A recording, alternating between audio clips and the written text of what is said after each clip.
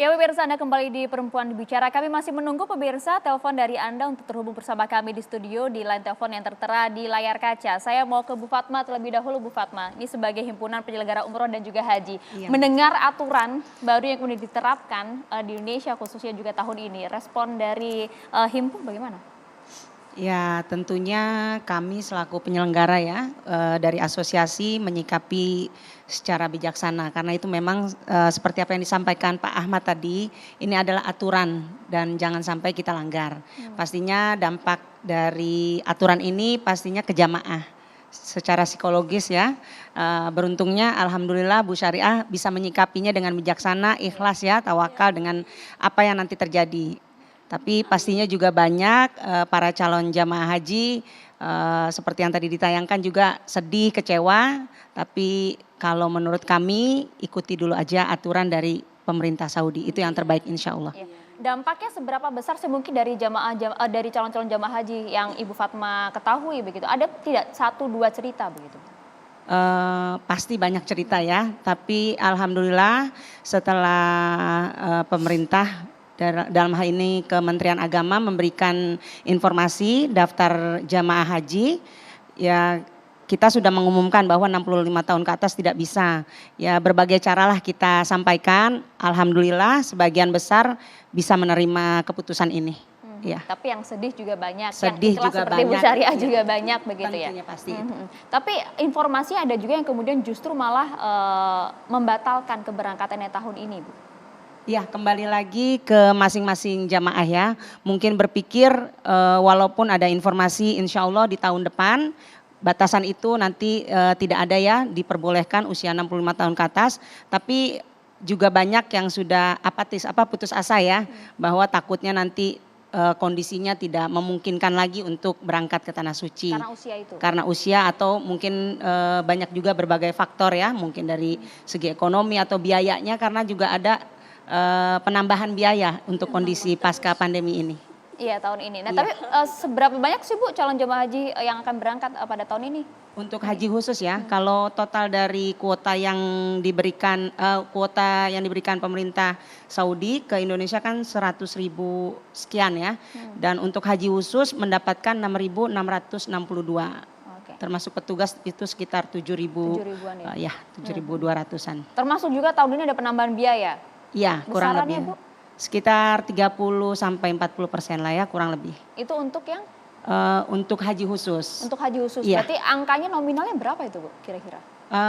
Kita untuk penyelenggara ibadah haji khusus ini kisarannya? Harga itu bervariasi ya, tergantung paketnya berbeda-beda.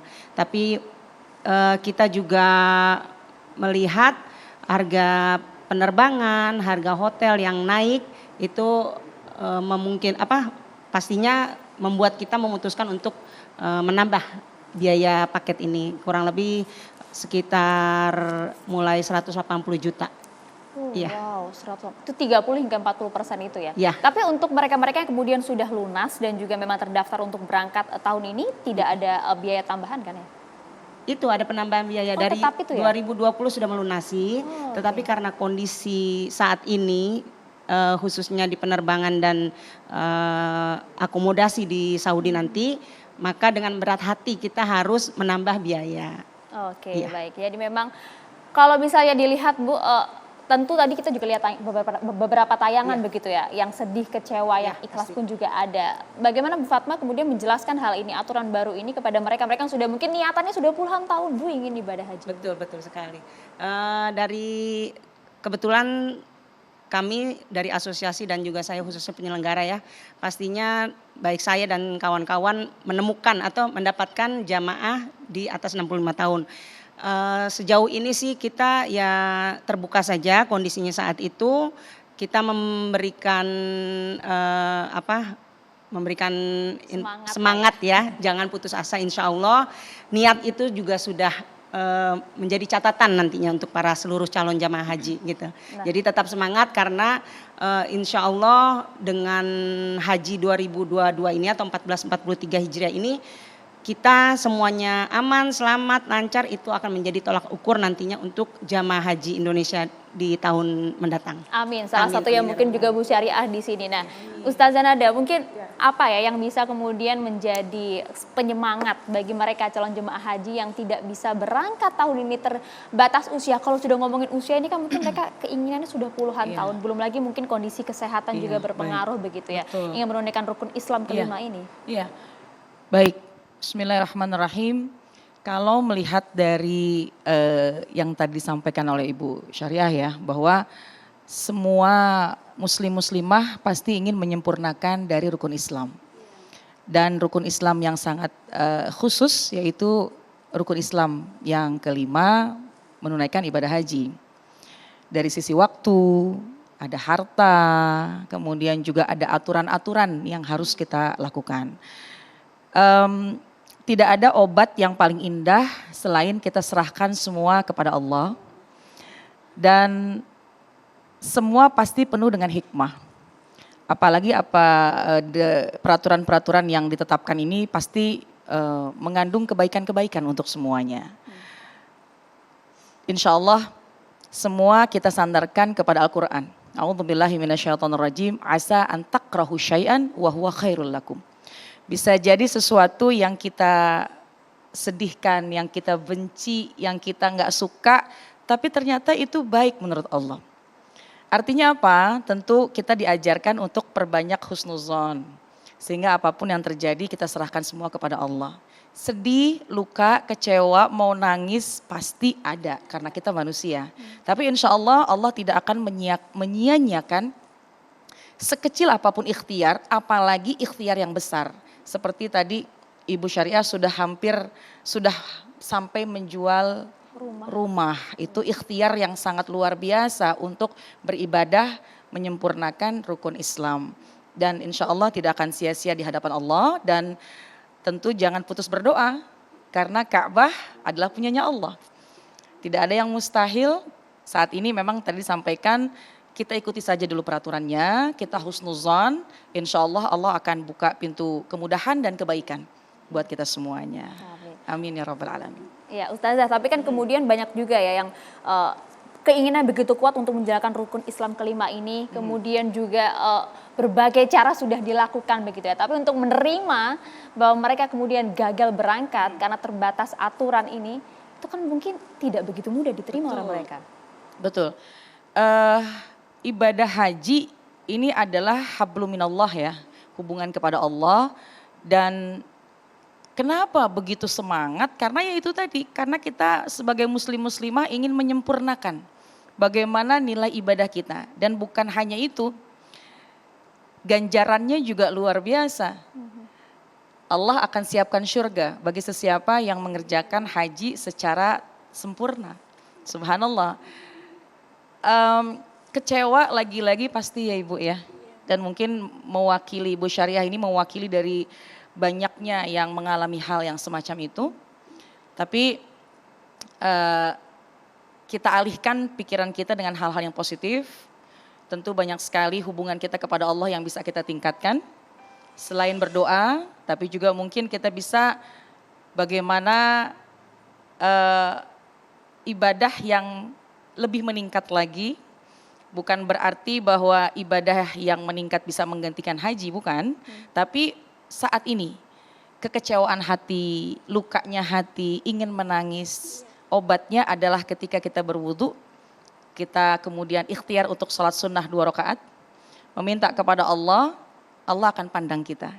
Satu masa ketika sudah waktunya, sudah saatnya, yang namanya tetamu haji itu adalah duyufur rahman. Yang namanya tamu atau yang namanya jamaah haji itu adalah tamunya Allah. Duyufur rahman, tamunya Allah. Jadi insya Allah, Allah akan membuka pintu selebar-lebarnya bagi kita semuanya, khususnya bagi para calon jamaah haji yang sudah mempersiapkan diri. Apalagi tadi disampaikan oleh Ibu Fatma bahwa peraturan ini memang diberlakukan tahun ini saja. Dan kita tidak tahu bagaimana peraturan tahun depan. Insya Allah bisa memberikan yang terbaik buat kita semuanya. Amin Ya, ya rabbal terlebih kan alamin. mungkin untuk para lansia ini kan juga mereka mungkin memikirkan juga bagaimana kondisi kesehatan mereka, belum lagi usia.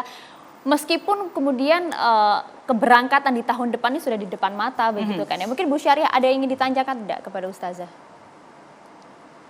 Tanyakan. Untuk memberikan semangat mungkin. Iya Bu Ustazah, doa apa biar saya tenang, tidak ada ganjalan yang seujon ya sama Iya. Tuhan ya sama Allah, gitu saja. Ya. Doa apa? Tentu yang namanya doa adalah sebuah bahasa yang kita gunakan meminta kepada Allah dengan bahasa yang kita faham. Kalau memang kita memahami dengan bahasa Arab tentu lebih afdol.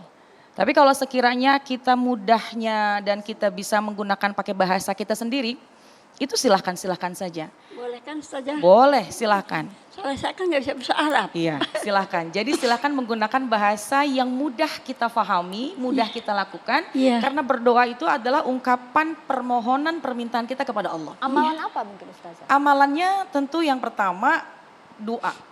Tentu ya. Ini senjata kita nih. Kita nggak punya senjata lain selain Iya, doa. doa. Ini doa ini adalah silahul mukmin. Doa adalah senjatanya kita. Senjata kita apa nih? Ya udah hayu berdoa. Gempurlah semua itu dengan kita berhajat kepada Allah. Karena kata Allah, ana inda zanni abdi bi. Aku ini sesuai dengan prasangka hambaku dan aku ud'uni astajib lakum, doa kepadaku, maka aku akan ijabah.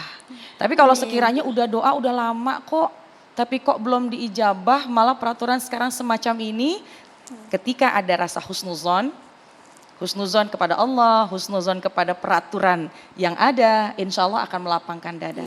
Dan lagi-lagi, ikhtiar yang kita lakukan tidak akan pernah sia-sia. Pasti akan ternilai di hadapan Allah Subhanahu wa Ta'ala. Itu mungkin Amin ya kunci rabbal menenangkan jiwa ya Bu ya sambil menunggu nanti Betul. antrian pada tahun depan Bu Iya, Syariah. doa pakai bahasa yang mudah Ibu Syariah sampaikan, insya Allah itu lebih mantap di hati. Amin. Amin, ya rabbal alamin. Insya Allah. Ya, Pak Ahmad Abdullah, mungkin juga pertanyaan kami di sini Pak, aturan baru yang kemudian diterapkan oleh Arab Saudi kepada negeri kita Indonesia ini tentunya apakah menambah panjang antrian keberangkatan jemaah haji yang akan berangkat pada tahun-tahun berikutnya ataukah tidak? Ini jawabannya kita tahan dulu ya Pak Ahmad Abdullah, kita akan kembali usai jeda sesaat lagi.